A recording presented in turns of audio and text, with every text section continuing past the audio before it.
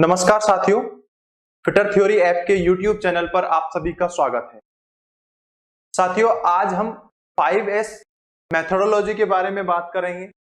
5S क्या होता है, 5S किस तरह से काम करता है। तो चलो स्टार्ट करते हैं अपना टॉपिक 5S मेथोडोलॉजी। सबसे पहले हम बात करेंगे कि 5S मेथोडोलॉजी या 5S सिस्टम या 5S प्रणाली क्या है। 5S एक जापानी वर्क प्लेस मैनेजमेंट सिस्टम है। इस सिस्टम में 5 S होते हैं, जैसा कि आप देख पा रहे हैं 5 S होते हैं। पहला S जो होता है वो होता है सॉर्ट या सॉर्टिंग या छटाई करना। दूसरा S जो होता है वह होता है set in order, set in order. तीसरा S होता है साइन और चौथा S होता है स्टैंडर्डाइज और पांचवा S जो होता है वो होता है सस्टेन। चलो अब इन सभी S के बारे में एक एक करके हम विस्तार से चर्चा करते हैं। हमने आपको बताया कि जो 5S सिस्टम है वो एक जापानी वर्क प्लेस मैनेजमेंट सिस्टम है। इसमें 5 S होते हैं।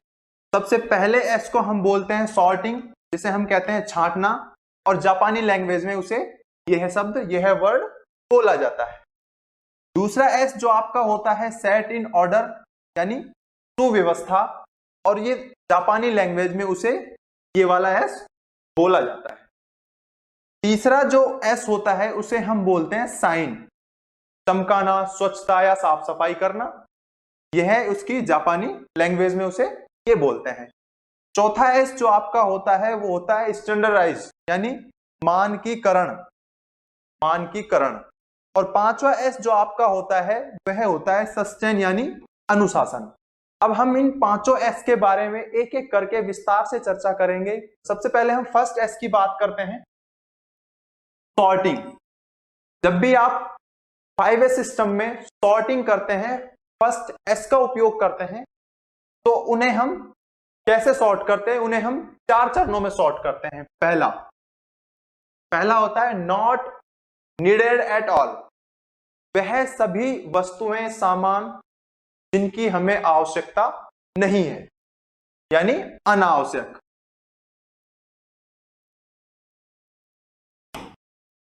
वह सभी वस्तुएं या चीजें जिनकी हमें आवश्यकता नहीं है, उनको हम अलग छांट लेंगे।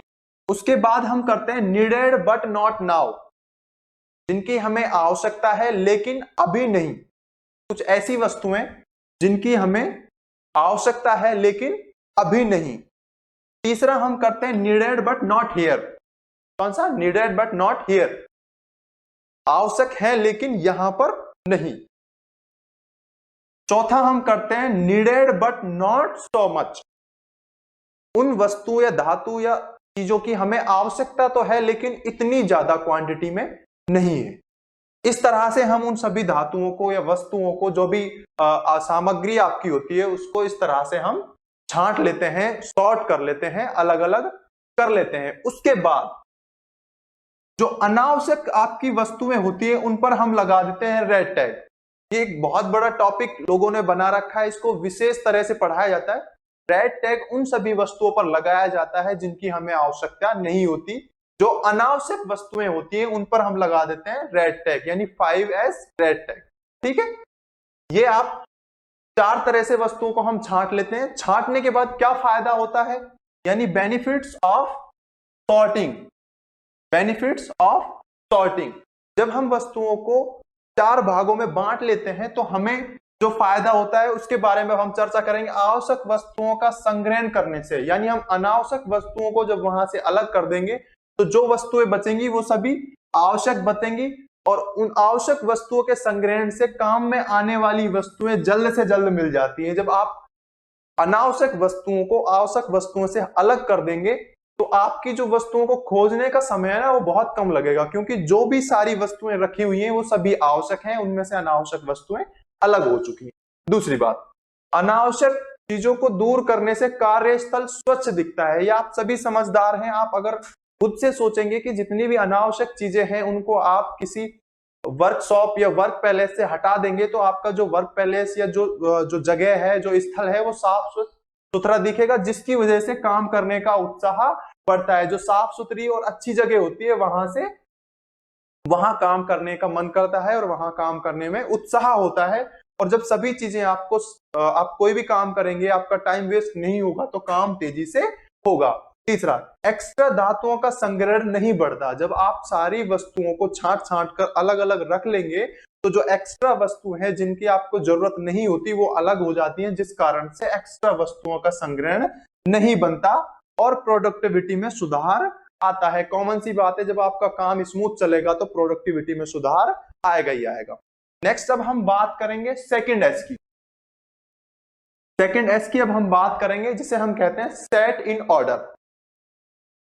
सभी आवश्यक वस्तुओं को क्रम में टैग का इस्तेमाल कर व्यवस्थित करें।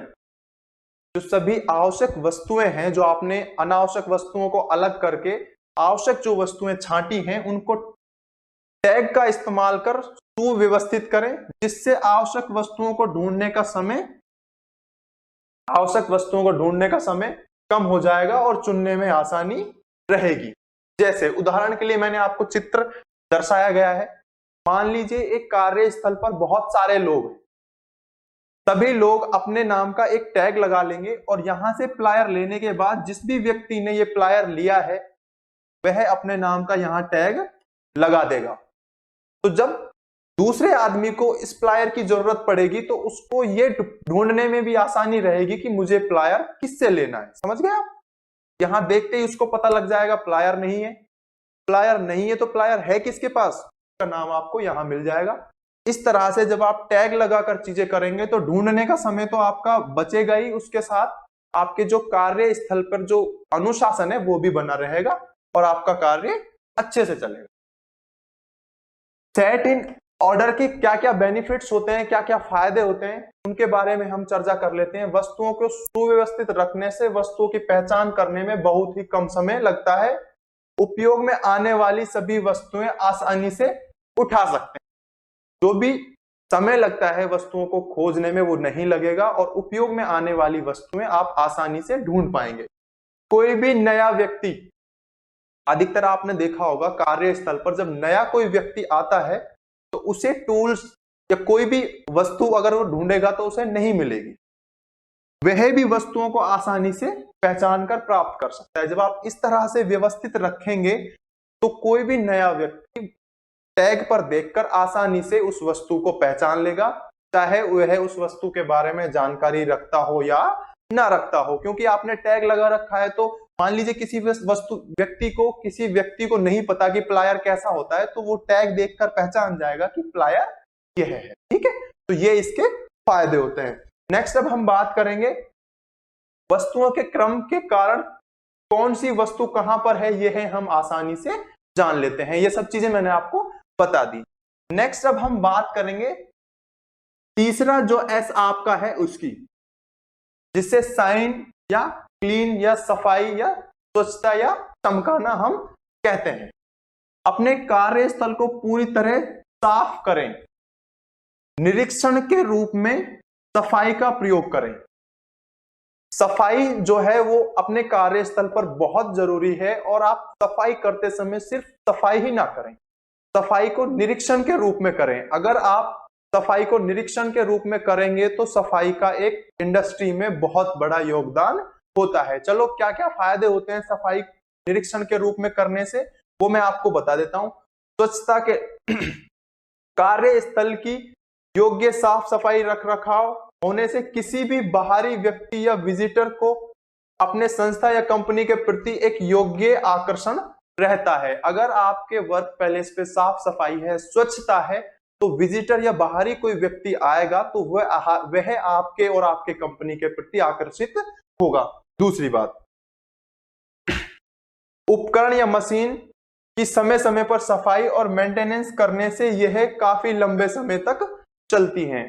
किसी भी टूल या मशीन की समय समय पर सफाई करने से बहुत ज्यादा बेनिफिट्स होते हैं, वो बहुत लॉन्ग चलता है और बहुत अच्छा प्रोडक्शन देता है। कार्य क्षेत्र के वस्तुओं, उपकरणों, मशीनों आदि में आने वाली समस्याओं का समाधान वक्त पर होने से ब्रेकडाउन का खतरा भी नहीं रहता। जैसे आप किसी मशीन की सफाई कर रहे हैं, सफाई करते समय आपको पता लग गया कि मशीन में उस जगह पर लीकेज है, तो आप सफाई के दौरान निरीक्षण कर मेंटेनेंस टीम को बता सकते हैं ब्रेकडाउन से पहले कि वहां पर इस तरह की प्रॉब्लम है। किसी भी पार्ट की सफाई करते समय उसके 6 भागों की सफाई करें, चारों साइडों के साथ साथ ऊपर और नीचे की भी सफाई करें। ये सफाई के कुछ नियम होते हैं। नेक्स्ट अब हम बात करेंगे फोर्थ एस की, यानी मानकीकरण। ये जो आपका फोर्थ एस होता है, इसे हम बोलते हैं मानकीकरण। योग्यता अनुसार जिम्मेदारी दें और जिम्मेदारी लें। जो भी वर्क प्लेस सिस्टम या जो भी कार्य स्थल पर लोग कार्य करते हैं, उनको उनकी योग्यता के अनुसार जिम्मेदारी दें और आप स्वयं भी उस जिम्मेदारी को लें कि जिन जिन लोगों को मैंने जिम्मेदारी दी है वह सभी लोग जिम्मेदारी से काम कर रहे हैं या नहीं कर रहे हैं। आप खुद भी इसका निरीक्षण टाइम टाइम पर करते रहें। जिम्मेदारियों को दैनिक जीवन में लागू करें। जो भी आपने 5S जो सिस्टम होता है, इसके जो कार्य होते हैं वो एक दिन करने के नहीं होते। ये चीज आपको समझने की है कि जो 5S सिस्टम होता है वो पर्टिकुलर किसी दिन करने का नहीं होता। जैसे आपने किसी टूल को आज लिया, ऐसे ही कल लेना, यानी इनको रूटीन में ले आए, इनको दैनिक जीवन में इंप्लीमेंट कर लें। दैनिक जीवन में इसी तरह से कार्य करें जो 5S के अंदर आता हो। समझ गए आप? क्रम और इसके मानक के अनुसार हर चीज को बनाए रखें। जो आपने क्रम बनाया हुआ है, जो 2S या फर्स्ट एस में जो आपको चीजें बताई गई हैं, जो आपने सेट इन ऑर्डर रखा है, उन्हीं ऑर्डर में आप उन कार्यों को करते रहें। ऑडिट चेक लिस्ट का उपयोग कर नियमित रूप से 5S क्रियान्वयन स्थिति की समीक्षा करें। ठीक है, जैसे आपने जिस ऑर्डर में पहले चीजों को रखा है वैसे ही उसको दैनिक जीवन में इंप्लीमेंट करें और सभी चीजों को उसी तरह से करेंगे तो आपका कार्यस्थल है जो अच्छा रहेगा। मानकीकरण की अगर हम बात करें तो आप चित्र में देखिए, जैसे आपने रोड पर लगे हुए इन बोर्डों को देखा होगा। ये जो बोर्ड होते हैं, ये जो डिस्टेंस बोर्ड होते हैं, ये जो डायरेक्शन बोर्ड होते हैं, इनको आप देखेंगे तो इनके जो फॉन्ट होते हैं वो बिल्कुल स्टैंडर्ड होते हैं, मानक होते हैं, एक जैसे होते हैं। इनका जो कलर होता है वो भी फिक्स होता है कि भाई ये इसी कलर में बनेंगे, यही फॉन्ट यूज होगा। ऊपर इंग्लिश लिखा जाएगा, नीचे ऊपर हिंदी लिखा जाएगा, नीचे इंग्लिश लिखा जाएगा। यहाँ पर एरो के निशान होंगे, यहाँ पर किलोमीटर लिखा जाएगा। ये एकदम फिक्स होता है। इसी तरह से जब भी आप 2S या 3S पर अपने बोर्ड वगैरह बनवाएं, उन पर उनके नाम लिखें, वस्तुओं के टैग लगाएं, तो वो भी एक स्टैंडर्ड, एक मानक मानकर ही आप करें। अगर आप मानक मानकर करेंगे तो आपके जो कार्यस्थल है वो व्यवस्थित दिखेगा, अच्छा दिखेगा, साफ सुथरा दिखेगा। जैसा इस चित्र में आपको आप यहां देखेंगे, उसके बाद दूसरी जगह पर देखेंगे तो आपको सारे एकदम एक जैसे दिखेंगे, स्टैंडर्ड दिखेंगे। इसी को हम कहते हैं मानकीकरण या मानक करके कोई कार्य करना। नेक्स्ट हम बात करेंगे 5S की, लास्ट एस जो आपका होता है उसकी, जिसे हम कहते हैं अनुशासन। कि वर्क प्लेस कार्यस्थल पर अनुशासन रखने से क्या क्या फायदे होते हैं। समय और कार्य प्रणाली के अनुसार करें। अनुशासन कार्य योग्य समय और कार्य प्रणाली के अनुसार करें। दूसरों के साथ बिना बताए उस काम में मदद करें। अपने सभी कर्मचारियों को प्रशिक्षण दें। आप अपने जो सभी कर्मचारी होते हैं उनको, नए या पुराने जो भी हों, उनको समय समय पर सही प्रशिक्षण दें। सभी कर्मचारियों को जिम्मेदारी से काम करने के लिए प्रोत्साहित करते रहें, बहुत ज्यादा जरूरी है। मोटिवेशन, समय समय पर आप अपने जो जूनियर एम्प्लॉयज होते हैं उनको मोटिवेट करते रहें और उनको अच्छे से काम करने की सलाह देते रहें और 5S का इंप्लीमेंट करने की बार बार उनको याद दिलाते रहें। आत्म अनुशासन बनाए रखें।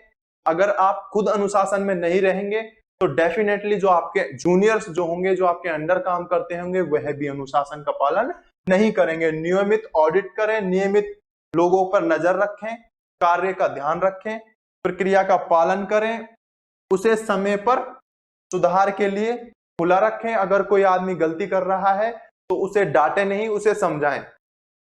अगर आप डांटेंगे तो आपके डांट के डर से वो अपनी गलती को आप तक बताएगा नहीं।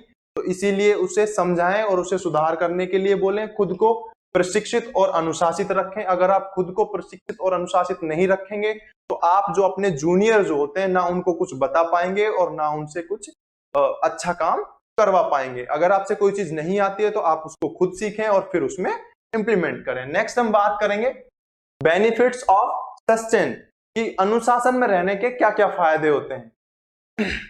टीम वर्क बना रहता है। अगर आप अनुशासन में रहेंगे, अपना अपना स्वयं का काम स्वयं करेंगे और आप दूसरों की मदद करेंगे तो आपकी जो टीम है वो जुड़ी रहेगी, एकत्रित रहेगी, टीम बनी रहेगी।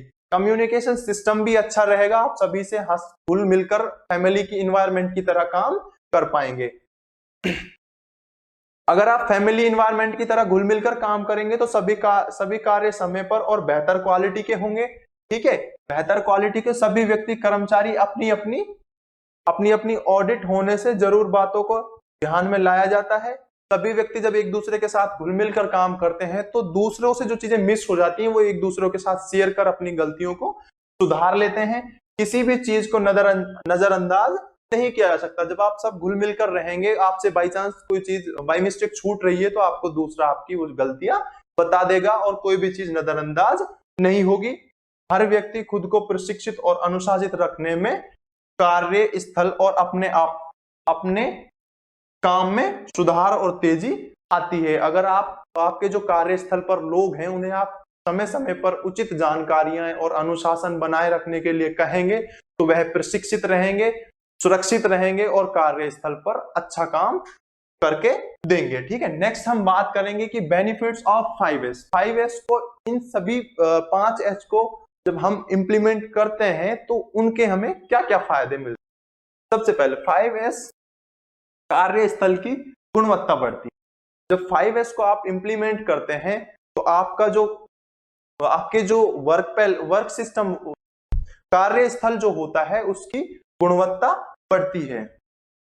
उच्च उत्पादन क्षमता, आपने देखा जब हम सेट इन ऑर्डर कर देते हैं, चीजों को ढूंढने की जरूरत नहीं पड़ती, जल्दी जल्दी काम होते हैं, तो उससे क्या होता है, उत्पादन क्षमता आपकी बढ़ती है। नंबर 3, सभी कर्मचारी अनुशासित और प्रशिक्षित रहते हैं। जब हम अपने कर्मचारियों को समय समय पर मोटिवेट करते रहेंगे और उनको जरूरी प्रशिक्षण देते रहेंगे तो वे प्रशिक्षित और अनुशासित रहेंगे। नंबर 3, जब आपके जो एम्प्लॉय हैं, आपके जो कर्मचारी हैं, वे सभी अनुशासित और प्रशिक्षित रहेंगे तो कॉमन सी बात है, दुर्घटना होने के कारण बहुत कम हो जाएंगे। नंबर 5, कम समय में ज्यादा काम और उत्पादन की गुणवत्ता में बढ़ोतरी होगी। अगर आपके जो एम्प्लॉय हैं वो अनुशासित और प्रशिक्षित रहेंगे तो कॉमन सी बात है, गुणवत्ता में बढ़ोतरी होगी और कम समय में अधिक काम होगा। कार्यस्थल विभागों की स्वच्छता, जब आप 3S की अगर हम बात करेंगे तो वहां पर आपने देखा कि क्लीनिंग के सीधा चैप्टर दिया होगा, साफ सफाई आप रखें। तो साफ सफाई जब आप रखेंगे, 5S का जब आप उपयोग करेंगे तो आपको इतना सारा फायदा होगा। आप गुणवत्ता आपकी बढ़ेगी, उत्पादन क्षमता बढ़ेगी, दुर्घटनाओं में कमी होगी, प्रशिक्षित रहेंगे आपके जो कर्मचारी हैं, कम समय में अधिक कार्य होगा, गुणवत्तापूर्ण होगा और आप साफ सुथरे रहेंगे। लोगों का आपके प्रति आकर्षण रहेगा। उम्मीद करता हूं आपको 5S सिस्टम समझ आया होगा। इसी तरह की और वीडियोस देखने के लिए हमारे चैनल को सब्सक्राइब करें और कमेंट करना ना भूलें।